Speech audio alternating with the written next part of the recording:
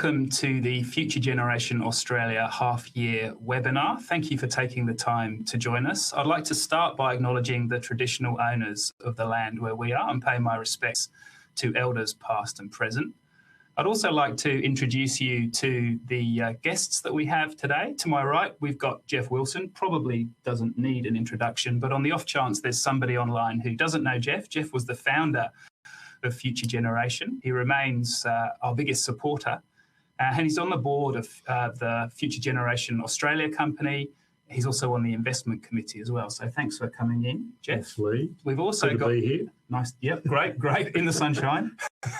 We've also got Tom Richardson here. So it's been a tough year for active fund managers, but Tom has continued to do really well. He's the portfolio manager for Paradice Equity Plus portfolio and has been a major contributor to our performance for a long time now. So Tom, thanks for taking the time to come and see us as well. Thanks for having me, Lee. So the agenda today is we're going to talk a little bit about the results. So Geoff's going to talk through the dividend decision, which we announced a couple of weeks ago. Then I'll give a quick update on the portfolio, and then we'll have a bit of a chat with Tom about markets and stocks and see what he's seeing. But before we start, there's a disclaimer on your screen now, which essentially says that anything that we say today is general in advice only. There's no personal advice that we are giving. So with that, Geoff, we can say whatever we like now. So we announced an increased dividend a couple of weeks ago. Would you mind explaining the board's kind of thinking there? Yeah, and obviously sitting on the board and Lee, you being in the board meeting. Yes. On top of it as well. But if you look at how FGX has performed, and I suppose you look at it from a shareholder's perspective and you look at total shareholder return, and that's what the share price has done, plus the dividend you've got, and I think we've added in the value of franking. Yep.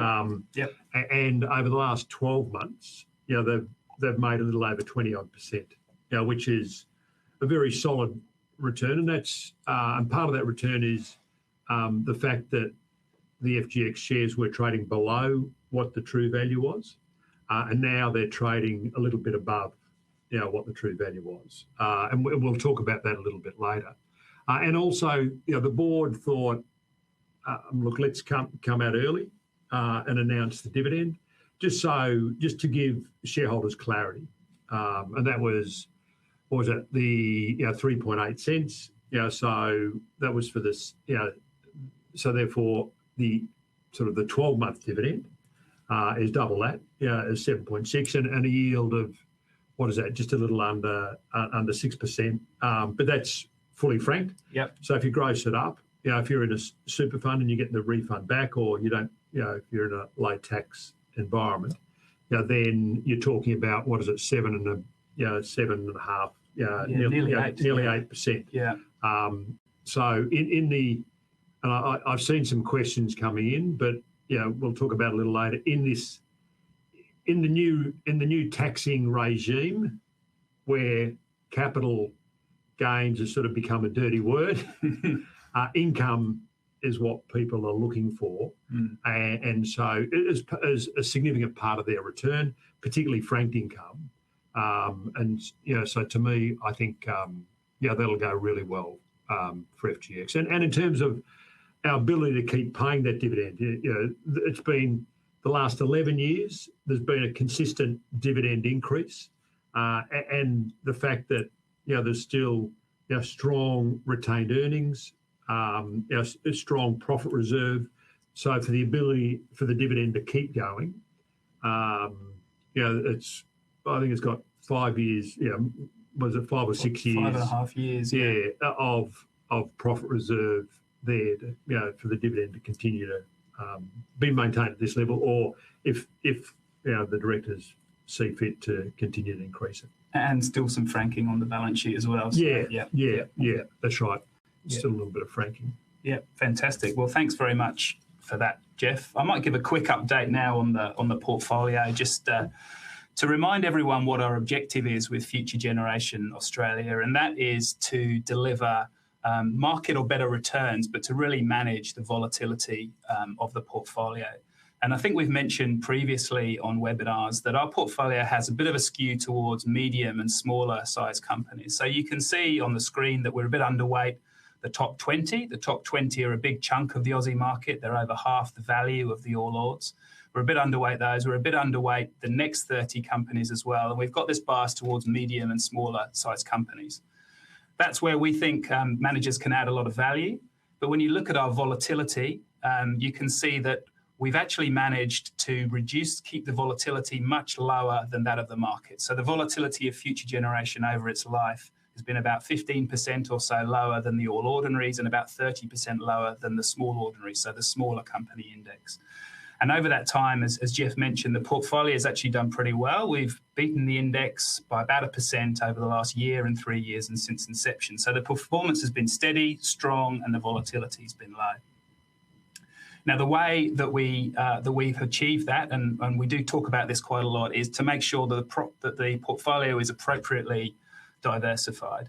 Our model, as you may know, is to find great fund managers. We've got one of them here today, to ask them to work for us for free and for you for free. And because we and you are not paying them fees, we're able to give 1% of our assets each year to some great not-for-profits. So we get those fund managers, we give some money to the not-for-profits, and we're able to give that money without having a negative impact on the returns that our shareholders receive. In fact, we actually save more from the fee savings that we have than we donate. So that's the model. But the trick to the portfolio is to build diversification across the managers that we employ. So we've got on the screen, you can see the managers that we have there. They're what we think are the best active boutique fund managers in Australia. We are very grateful that they work for us. It's extremely generous. Now, they're diversified. There's obviously a lot of them. There's 16 of them. They're diversified in the ways that they invest. So we have long-short managers, we have long-only managers, small-cap, large-cap, activists, systematic managers, all working for us and having different ways of investing. That's the diversification that we aim to achieve. You can see from the pie chart on the right that at the moment the portfolio has a skew towards absolute bias strategies. Maybe just a word on what absolute bias strategies are. So the long equities that we've got there, they're managers who are looking to buy shares in the Aussie market that are going to go up more than the market itself. So they're trying to achieve performance which is relatively better than the benchmark. The absolute bias managers have a few more levers at their discretion. They can hold more cash, they can sometimes take short positions, or they are able to have a bit more flexibility in the way they invest. That gives them more opportunity to perform, and importantly, it also gives them the opportunity to protect capital if we do get a market wobble. And so our current portfolio is roughly 2/3 in the absolute bias strategies and 1/3 in the long-only strategies. If I look at how the portfolio is positioned from a sector perspective, obviously our fund managers are selecting the companies in which we invest. Our portfolio is not, through that diversification, mirroring exactly what's going on in the index. It's taking some pretty active positions.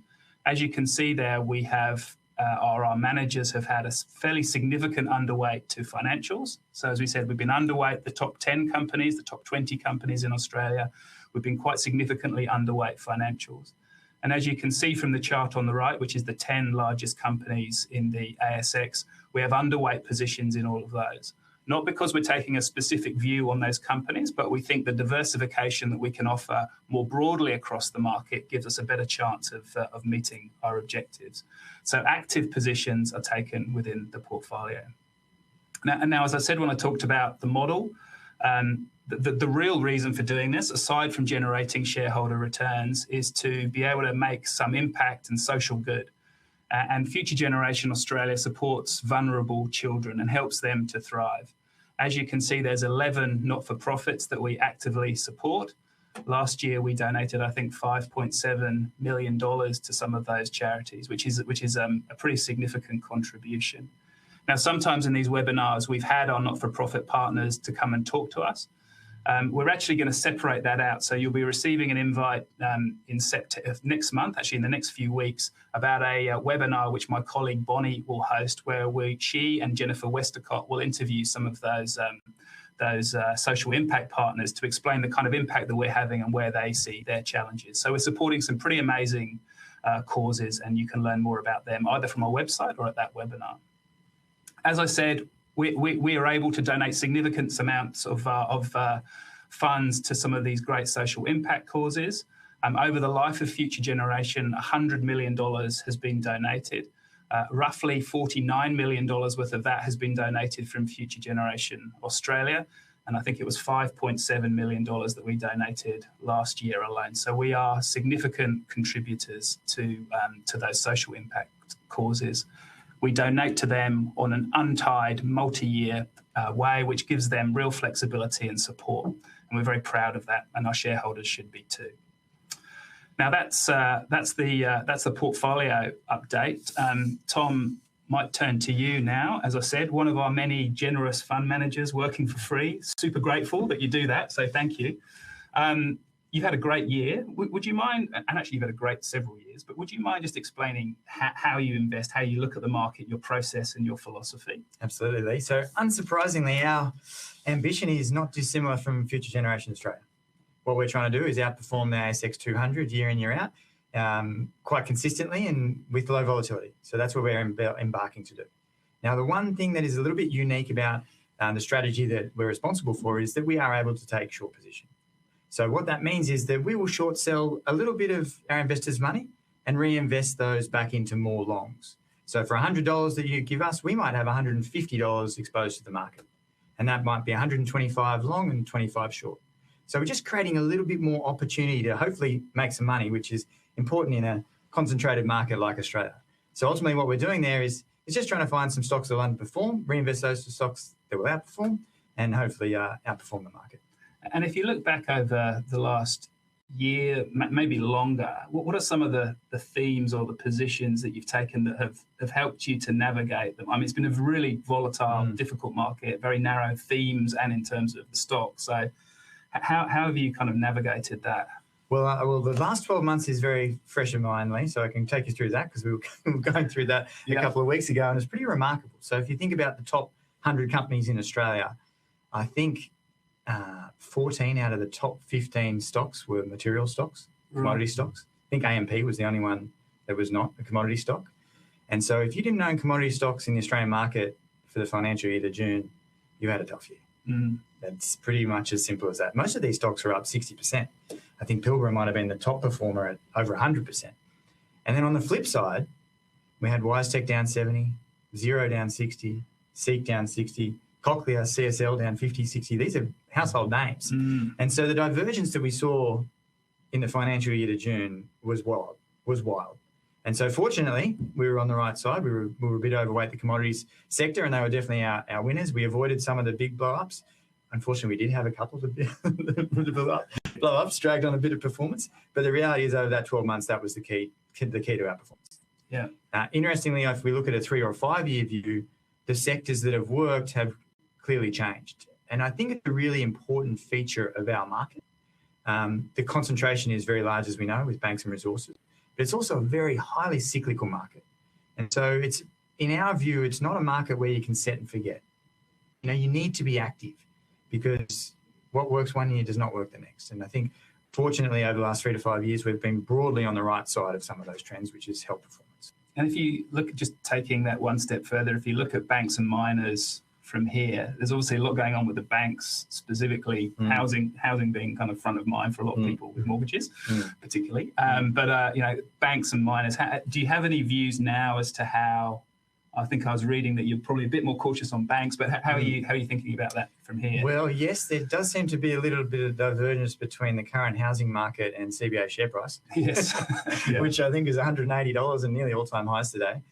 So we think the risk reward is unattractive for the banks. I think that's largely a consensus call. So we're happy to take that position. So underweight the banks and obviously saw the sector positioning earlier from Future Generation. Sounds like we're aligned with a few of the other managers.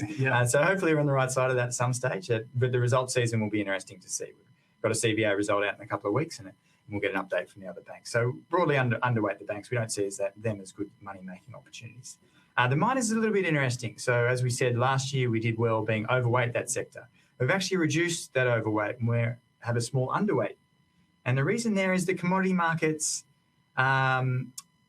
we see commodity markets sort of broadly fair. We don't think they're breaking out from here. And the stocks have done very well. They've re-rated into that and there's a bit of cost pressure. So the risk reward is a little bit less attractive than it was sitting here 12 months ago. So we've reduced our exposure. So ultimately, again, similarly to Future Generations Australia, we're looking outside those two sectors for where we think we'll make money going forward. And where is that? I mean, as you say, there's other outside of those. The classic growth stock that people went to was CSL, which had a really tough year, hurt a lot of people. Yeah. But how do you think about getting outside of those, or where do you go? Is it just looking at sort of medium-sized companies and more different industries? Yeah, so we're underweight the top 20. We're actually overweight the 20 to 50. Again, our benchmark is the ASX 200, so we want to be alert to that. But ultimately, we're looking in other sectors.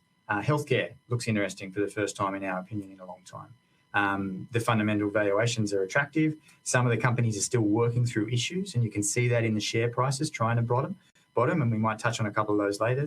Some of the growthy names, the tech companies, have been hit in the AI trade very hard. We think there's opportunities in there. So it's really a sector opportunity set rather than necessarily a size bias. It's just a manifestation of the top 20 is largely banks and resources. So when you look at the kind of concerns that are being raised in the press, inflation, growth, budgets, all those things that are dragging on Australia, is it valuation then that's throwing up some of those opportunities? Is that where is it that there are sectors now which have been punished sufficiently well, or avoiding some of those headwinds but have been sufficiently attractive to? Absolutely, Lee. I mean, when we think about the aggregate market, we don't want to make forecasts, but it's not obviously a lot of upside in the top 20, which is obviously why we're underweight, as you are as well. And so, but we do see a lot of opportunities in our portfolio. When we look at some of these stocks, which are down 60%, and we see good earnings growth, we do see opportunities to make money. So it's less driven by the macro backdrop, which is really difficult at the moment, and ultimately the share price opportunities that we've been presented with. Now, are there any, our investors love to hear about specific companies. Yeah.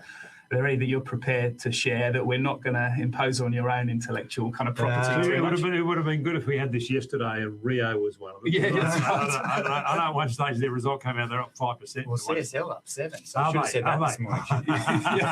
yeah. Would have been a brave call. But do these pre-market. Yeah, exactly. This is delayed, right? Yeah.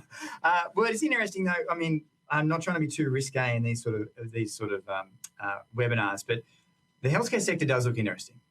So it's interesting. Everyone's familiar with the drawdown that we've seen in our healthcare names and the challenges that CSL's had, the challenges that Cochlear's had, and drawdowns for when the share price has fallen significantly. And there's clearly challenges at those companies. But you look at a company like ResMed, which hasn't had the operational challenges, but their stock is also halved, and so it's actually been a global phenomenon.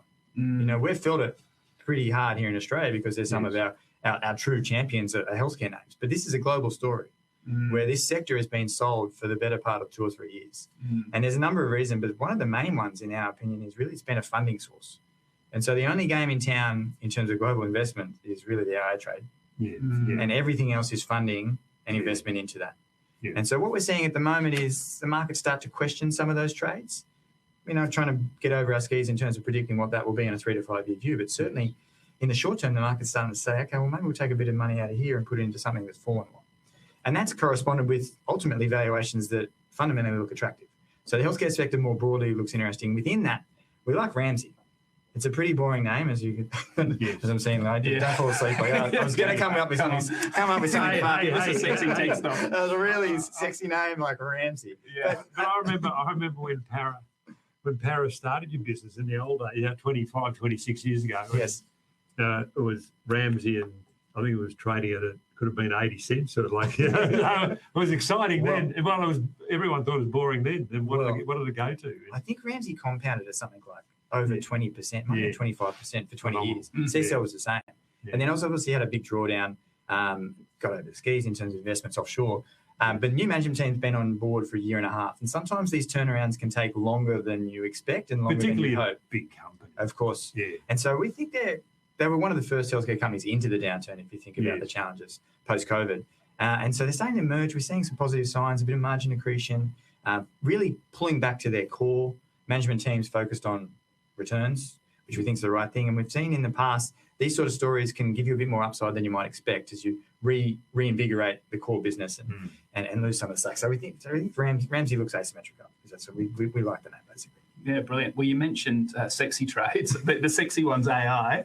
Obviously, more of an offshore thing, and there's question marks over capex and how overextended some of those the cash flow of some of those companies are.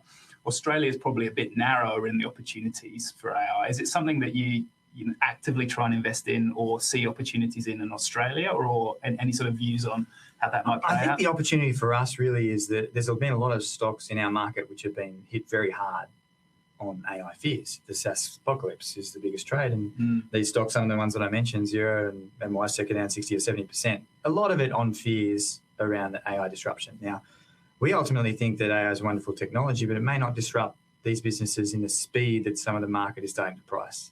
So ultimately, as an Australian investor, and we only really have the benefit of investing in the Australian subset, and so we don't have some of these wonderful opportunities as some of the international investors do. Our opportunity is to really take advantage of the mispricing in some of the businesses that feared of being disrupted. So we think that's also where we can see some opportunity within Australia. Fantastic. It is interesting because it's like when you're talking about that, it reminded me a little bit of for the older people, the tech wreck. Yeah. Where, I know this is, it's totally different, but some of the companies that were sold down just significantly after that, which were good companies, that's good right. businesses, and ended up doing exceptionally well. Yeah. But unfortunately, there's these pain periods, and the real challenge is trying to work out the ones that are going to bounce back, isn't it? Agree. And timing's always hard in these sort of things. Yeah. It can be difficult, but when you look at the absolute valuation for some of these businesses, they start to look attractive. Yeah, particularly when they've halved, of course, things like that. Yeah. There's quite a few investment-related questions coming through, which look quite tricky, so I'll be forwarding those to you in a second. But before we do, you work for Future Generation for free. You have done for years. It always amazes me that people in our industry are prepared to do that. Could you sort of explain what drew you to Future Generation and why you're happy to support it? We've been involved for a long time, and really similar since the start. Correct, Geoff. And that's been a great window into the process. And you think about investing, it's like idea generation and then execution. And in my view, as an outsider with what Future Generation has created, that's what's happened. The idea is obviously a great one, and Geoff, but the execution has been flawless. And we've seen that really, I've had the benefit of seeing that close up. And that's really the discipline with which the team goes about its diligence around picking social impact partners.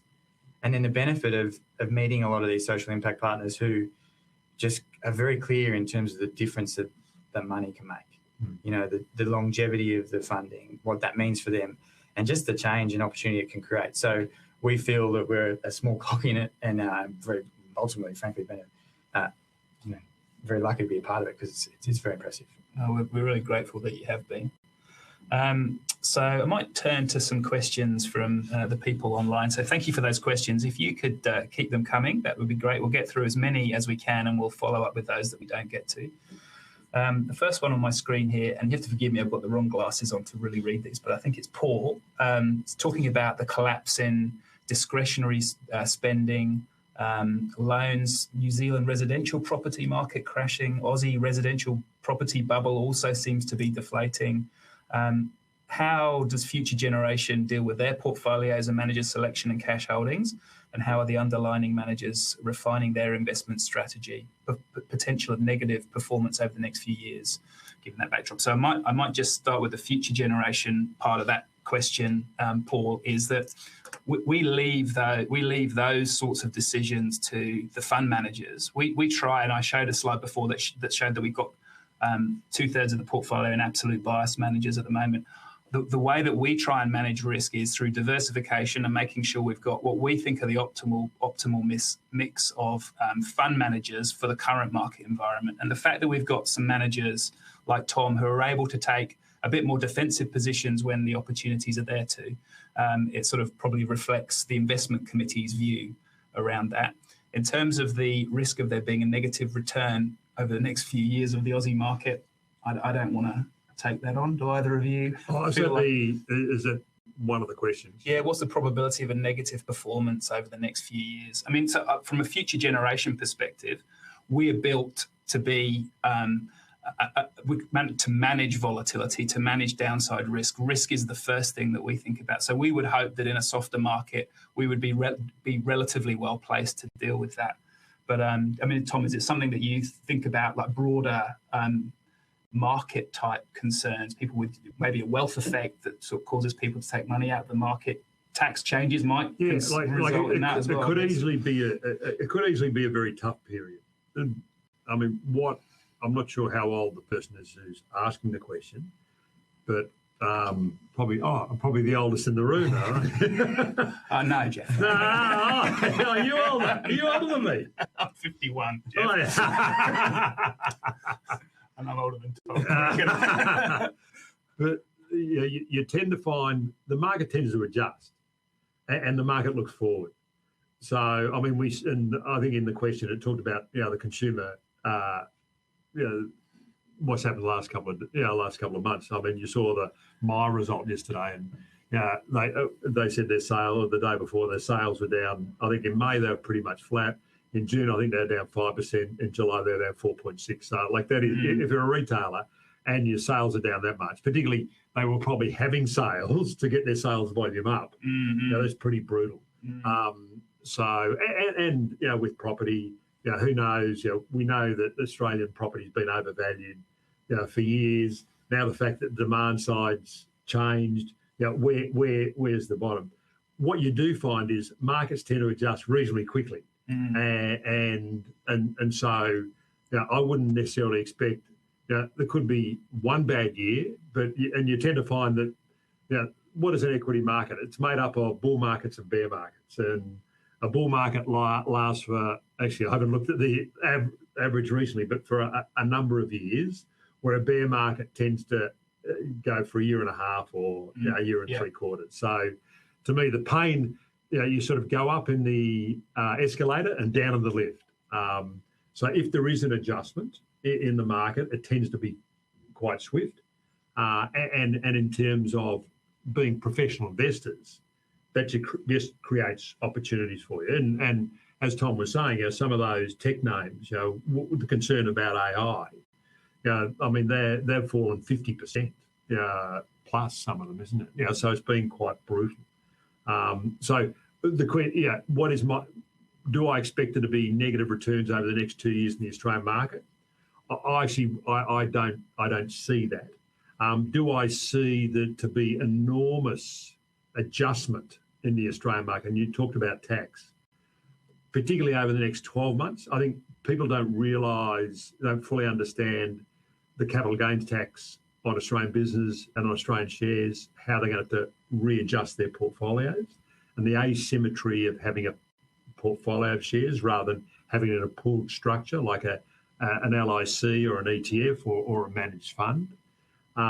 It's effectively pushing everyone, the 7.7 million Australians that have shares outside of super, it's pushing them away from owning shares themselves. So that's a big adjustment.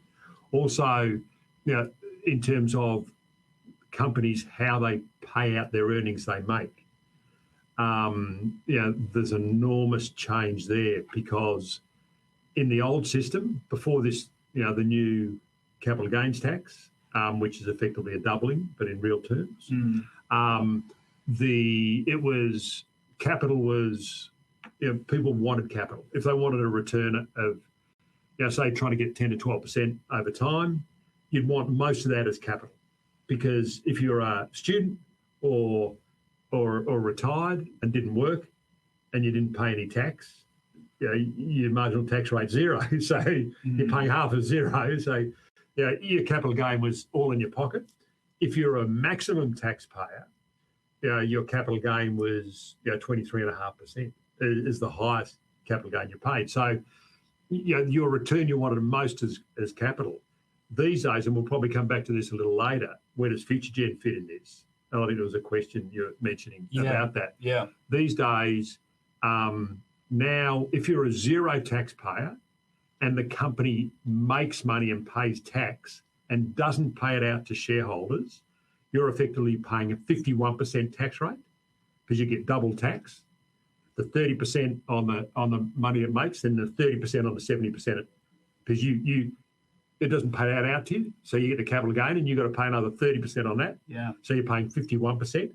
Or if you're a maximum taxpayer, the 47, you're paying 62.9%, because you're paying the 30%. If it doesn't pay out, you're paying 47% of the 70%. So capital is a dirty word. And so what it'll do for companies need to pay out 100%. All the money they earn, the incentive will be to pay 100% to shareholders, not invest back into the people that work there, not invest back into your business. Because if you pay 100% out to the shareholders, like the 30% tax rate, the 70% you pay out to shareholders, if you're a zero taxpayer, it's fully franked, you get the 30% back. So you pay no tax again if you're a pensioner or a student. And if you're a maximum taxpayer, the maximum you pay is 47, not 62.9. So capital, like this will be, unfortunately, it is just such a mess that the government is creating. And this is going to play out. People will start, it doesn't come in until the 1st of July next year. So as people sit down with their financial planners, as companies, look at all those numbers and read the research and understand how they've got to allocate, the earnings or the tax-paid earnings, there'll be a whole lot of adjustments. Which, what does that mean? It means it's probably good. It's probably good for larger, stable companies that can pay out fully franked dividends. It's bad for the really small growth companies, but in a relative sense. But a small growth company can grow at, it might only grow at 300% rather than 500%. Yeah. So to me, it's like there's a real big puzzle that's going to have to be sorted out. All I know, unfortunately, from the Australian economy's perspective, or the Australian economy's perspective, it's not positive. So it'll adjust. And there's, like, to me, the great thing about the market is there's always opportunities. We did a webinar, this is a slight tangent, we did a webinar with Phil Lowe and Jennifer Westacott in this room not that long ago to talk about some of this stuff. And you're obviously leading the voice in pointing out some of the weaknesses in the legislation, but they were also quite vocal about the impact on productivity growth, entrepreneurship, all that kind of stuff. So it is obviously a major concern. I imagine from a market perspective, are you thinking about how that might impact things like consumer discretionary stocks? I think that's probably what David was alluding to, like consumer discretionary stocks, housing market prices, the wealth effect, credit growth, all that. Does that form part of your kind of thinking at the moment? Yeah, Tom? absolutely. I mean, we saw Myers' result. Our feedback is retailers have had a pretty tough July, as you expected. The weather's compounded that as well. But it's also compounding a rates backdrop, which is difficult. And when you think about some of the discretionary spend, and at least the discretionary stocks, they really peaked in October last year. And that's when we had that surprise inflation print, and it realised that we were not in a rate cutting cycle, we're in a rate rise cycle. And so we've had 3 rate rises at the start of this year, and stocks like Harvey Norman, which is a bit of a bellwether, went from $7.50 to $4.50. Stockland went from $6.50, this is October last year, pre-budget and pre-tax changes, to $4, Seek 28 to 14. So the bellwether cyclicals within the Australian market had already suffered a lot. And so obviously the budget has compounded that. And obviously working through that at the moment. And the last thing I'll add, which Geoff already highlighted, is the market is forward-looking. So some of these changes may change the rates backdrop. So it's always as simple as we'd like it to be. Silver lining to every cloud imposed by politicians. There's quite a few, just to keep going on this theme, there's quite a few questions. Stuart's one is on my screen right now about the impact that the budget will have on discretionary trust. Does that impact Future Generation Australia? I think that the short answer is headlines. No, it doesn't. Well, actually, it's like the individual fund managers that that manage the money on our behalf is, there's no impact on them. In terms of Future Generation, the listed entity, FGX, is a company structure. So, and it's a company structure that if you're getting a 10 to 12%, if you're looking at a 10 to 12% return over time, the grossed up yield nearly 8%. So you're getting a significant amount of that as income. And ideally what you want as an investor, you actually, if you're going to get a 10 to 12% return, you want the capital growth to be in line with inflation. So you pay no tax. Yeah. And then you want the rest to be as a fully franked dividend. So like Future Gen, we saw it, with a WAM entity. We had a capital raising with WAM Income Maximiser. yesterday, and there's been a lot of demand for that. We were looking at raising about 150 million, and we had over $200 million of demand, and we had to close it early. It was meant to go over 2 days. We closed at the end of the first day and early on the first day. So there could have been a lot more demand, and we've seen in ETFs, people looking for income. I think ETFs in June, it was normally 860 million, I think was the highest before, and it was $1 billion. And it was inflows, and it was all into high yielding products. For people that are watching this, be careful about going to too much yield, because you've got to remember there's if it's too good to be true, it's too good to be true. And there have been some instances in Australia where people are going for yield and they don't quite understand how the company's giving them the yield, and then the company doesn't exist eventually. So but in terms of FGX, like, everything's positive. The managers are still where they are. Their structures are outside this, the tax changes, and So there's a few that have come through also on dividends and NTAs. So Stuart's asked about why we don't publish weekly NTA reports, which maybe I just sort of, that would be a great thing to do. Unfortunately, a number of our managers, they only report their performance and their numbers monthly. So we just can't, we don't have the ability to do it more frequently. And this on they asked us that from a Wilson Asset Management perspective as well. And we've, we do monthly, but we've held off on that because in theory, you can pretty much guesstimate what the NTA is. If you look at the last NTA and adjust it by the index, depending on Australian or global, what we've and I've seen other listed investment companies that do daily NTAs. I know some of the big ones, when they went to big discounts, they went from monthly to weekly NTAs. It actually doesn't help your discount at all. And in theory, to me, we don't want to get traders in there. We don't necessarily want to encourage people to be trading for a cent or 2 cents. If they're happy, with the managers, to me that's your decision. It's like buying a company, isn't it? Yeah. You're happy with the management. You think the company's cheap, you buy it. And we want them to take a medium long-term view. And just further to that, on the dividend frequency, I think. Going from like at the moment, like effectively the buzz is monthly, and that's why with WAM Capital we created WAM Income Maximiser, which has sort of grown. It's tripled in size since we started. So there's a lot of demand that's for monthly, and that is an option for Future Gen. We haven't seen a reason to do it at this point in time. It is more costly. It's not disproportionately more costly, but it does cost more. Now, I actually do like, the 6 month, this dividend and that dividend. Like with the monthly, the protocol is pretty much announced 3 at a time and do rolling 3s. Right. So it's just another. Yeah. Just another protocol that. I think that's what you'd have to be doing. That sounds like a bit of work there. Yeah. Sorry. But I understand the logic. I think the second part of David's question is how many more dividends will be paid over the balance of 2027, financial year 27. And so we've just announced, the one that we've just announced a couple of weeks ago will get paid.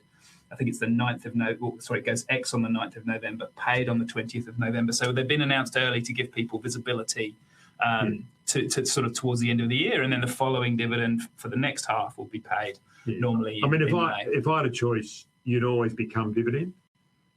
Because you tend to find, what we found years ago is because dividend's fully franked and you're getting a reasonable yield, and a lot of brokers, once a dividend's announced, there's everyone's confident that it's going to get paid. A lot of brokers used to, and I don't know if they still do, get clients say, hey, look, let's buy it, just come dividend. So you get 3 dividends in 13 months. Yeah. There's that old play. So you tend to find once the dividend's announced and it's come dividend, it tends to outperform. I know we found that with WAM Capital years ago when we did some analysis. So that's why there tends to be announcement, like the banks have the other, go the other way. They announce and then they pay really quickly. And the logic is it's your money, so we'll give it to you quickly. Now, what we're balancing here is we would like we would like FutureGen to reflect its assets. And for those that have been shareholders for a while, go back a couple of years when we're trading 20% below the value of the assets. Now we're trading around a little bit of a premium to the value of the assets. So in theory, you want that equilibrium. So you want to potentially drive buying into it. So to me, it's a nice position. Like would you logically, could I put my hand on my heart and try to convince the board to go to monthly dividends, which would actually probably be, from an income perspective, it would get another group of investors. Then we go to a 10% premium or 15% premium. Like I don't necessarily think that's in investors' interest. Yeah, also the headache of it's in its own right, isn't it? Well, and then when people buy it, like we've had it with WAM Capital when they bought it at a 30% premium, and then it comes back to NTA and they say, "What's happened?" They say, "Well, nothing's happened." Yeah. They say, "Well, I've lost so much of my money." I said, "Well, I didn't make you buy at a premium." Yeah. So, there's actually a few of these questions around. Sorry for all these boring questions. There's a few about NTA. Well, in summary, from Ian and others, if you do the calculation that Geoff just mentioned and you take our last NTA, you gross it up for the performance of the index that was over the last little while. We're trading at we are currently at about 2 or 2.5% premium to NTA. So a lot of the TSR over the total shareholder return over the last year has been from narrowing that discount. Yeah, and in terms of philosophically, I actually believe both FutureGen Australia and FutureGen Global should have an implied premium to NTA. Mm-hmm. Because you think about it, and you mentioned it before. So Tom and all the other fund managers, they are not charging the fees that they normally charge. And if you've been an investor since FGX started, then what was it, 90? You would have the fees that Tom and the other managers haven't taken, and everyone else is valued at it's $93 million. Yes. In terms of the money that's gone to the charities, it's $49 million. Mm. So shareholders have actually pocketed what's that, $44 million. Yeah. So effectively, they're getting their money managed for half price.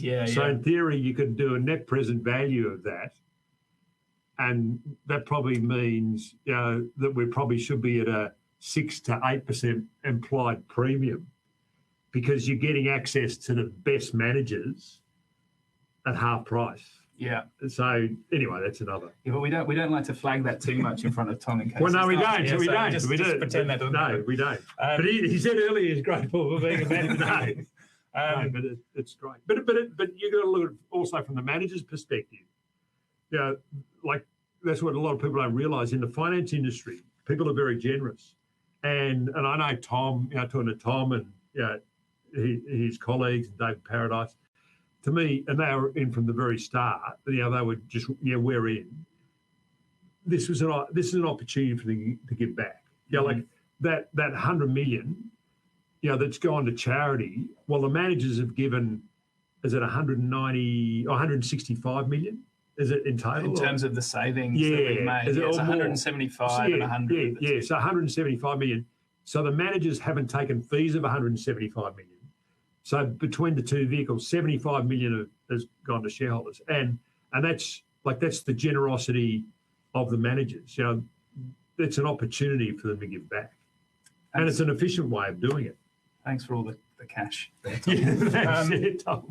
a few more. I know we've spoken a bit about AI. There's a question from Jill and others talking about how AI kind of influences the two sort of themes. One is how you're using AI in your process, if at all.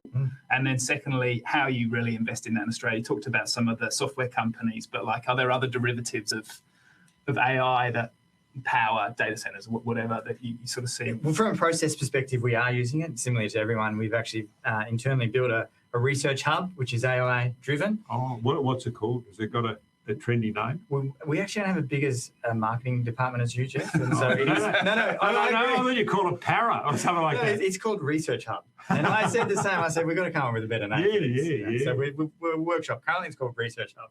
Yeah. And ultimately, what we're simplistically doing here, and you'd be the same, Geoff, you take so many meeting notes. We talk to so many companies and different consultants and the like, and we used to put it into OneNote. And it's very hard to get that information back out. It's in your head, you had the meeting. But what this tool does is all our meeting notes go in. And so when we type a stock or a company comes out with a release, it feeds all of our meeting notes, our proprietary meeting notes, and come out and we can read an assessment of the result, but lidded with our own meeting notes. So this didn't align with this. Yeah, he told you this 6 months ago. Exactly. The CEO told you this 6 months ago, and now he's come out with this. And it's a very simple but efficient way of using AI. So nothing's changed from our process perspective, but we're finding it very valuable through reporting season. And I was actually joking that saves a lot of time. Yeah, very quickly you can go through the annual report. And this one, Geoff, is going to be interesting. This is probably the first reporting season where AI has been used by the industry at length. And you'd be more familiar than me, Geoff. Reporting seasons normally have the CEOs come through and then it's the same 10 questions asked by every investor at every meeting from 8 till 5. Yeah. I think this is going to be a difficult reporting season for management teams because they're going to go, someone's going to come up. So on page 153 of the annual report, I noticed the provision increased by $2 million. Yes. This is an hour after the reports come out. Normally you get through this. So I think these poor management teams are going to have a bit of sweat coming through the level of detail the question is going to come through. Or they just say, hold it, let me just put it into my AI. Absolutely. And that's the answer. Well, obviously, that would be an AI team's job is to work out the list of questions. So it might just be AI talking to AI in these meetings and us and the CEOs just sitting there taking notes. But do you think it's made you more efficient? That's the intention. Yeah. And what have you, to me, do you think have you saved personnel? Or we have not. We've added personnel.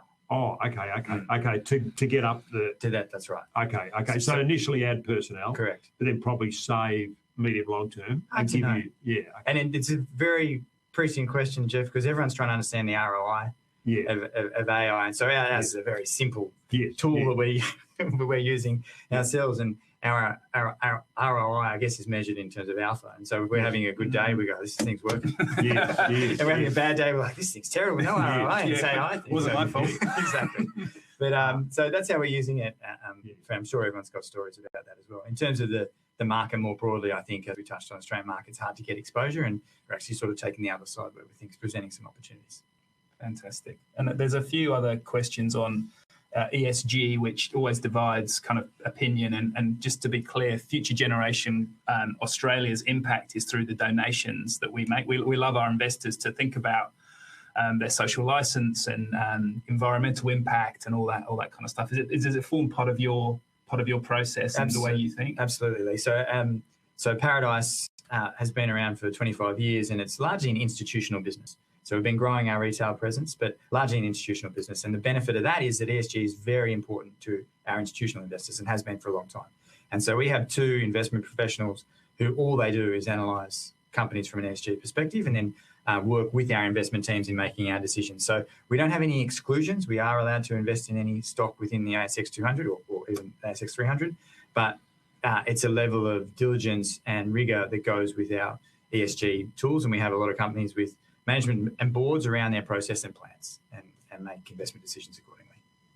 Fantastic. Gotcha. So you don't necessarily say, I won't invest in that company, but you'll go and meet management and you'll say, hey, why are you doing that? We don't like what you're doing. Is that? Or... It's not so much about our view. Yes. It's like, what's your plan? So emissions is obviously the easiest one. Yes. What's your plan to reduce emissions? Yes. And then we need to, ultimately, it's a checkpoint in the way it is any other business. Yes. Your rollout strategy for a retailer. What's your plan around emissions? Yes. And so within each of those, we understand that. We rate management obviously on that ability. Then we make investment decisions based off of that as well. Yes. So, which at times obviously means selling a position because you're not happy with the way things are proceeding. Gotcha. Thanks, Tom. Well, we're sort of through the main kind of parts of the question, so we might draw it to a close. No, keep going. Are there any more questions? There's a few. I mean, I'm happy to pass them on.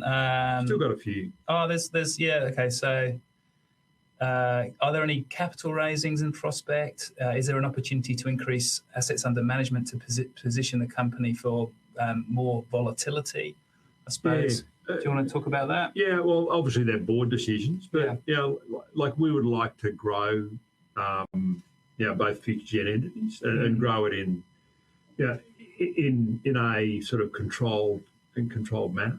So yeah, obviously allows us to have more impact elsewhere. More impact in terms and the great thing is, I think when we did FGX, we started, I think we had about 200 million of funds under management. Now between both of them, we're about, 1.3 billion.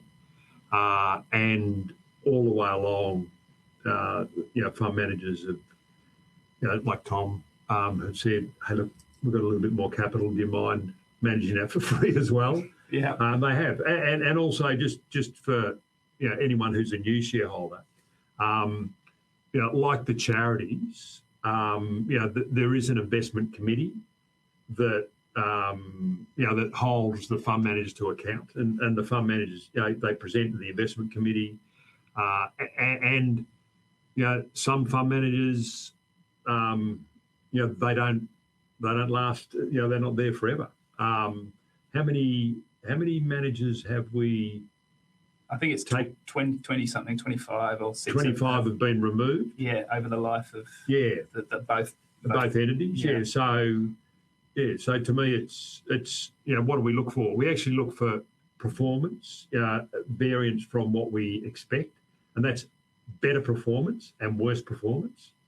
It's management changes, and if we know, investing, with Tom, what his fund's doing in terms of going long, going short, et cetera, et cetera.